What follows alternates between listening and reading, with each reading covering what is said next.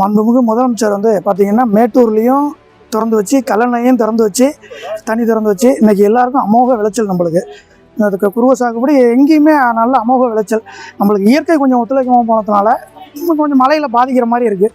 இருந்தாலும் மாவட்ட நிர்வாகமும் அரசும் துரிதமாக செயல்பட்டு பம்பரமாக சுற்றிக்கிட்டு எல்லாருமே பார்த்திங்கன்னா இன்றைக்கெல்லாம் பார்த்திங்கன்னா லட்சக்கணக்கான மூட்டைகள் ஆயிரக்கணக்கான லாரிகளில் லோடு பயங்கர மூவ்மெண்ட் வேகமாக நடந்துக்கிட்டு இருக்குது. இது இயற்கை ஒத்துழைச்சின்னா இன்னும் நிறையா நடக்கும். அதே நேரத்தில் மகசூல் வந்து அபரிதமான மகசூல். அதனால தான் வந்து இன்னும் கொஞ்சம் தேங்குது. நிறைய வந்து இப்போ கரும்பு, கிழங்கு இது எல்லாமே சாகுபடியெலாம் இதாகிடுச்சு. இப்போ எல்லாருமே நெல்லுக்கு மாறிட்டாங்க. அதனால் நிலப்பரப்பும் நிறைய கூட, மகசூலும் கூட. இப்போ பார்த்தீங்கன்னா பஞ்சநதி கோட்டையில் 5000 மூட்டை பிடிக்கிற மாதிரி ஒரு நாளைக்கு பிடிக்கிற மாதிரி மெகா டிஎன்சிலாம் ஓப்பன் பண்ணேன்.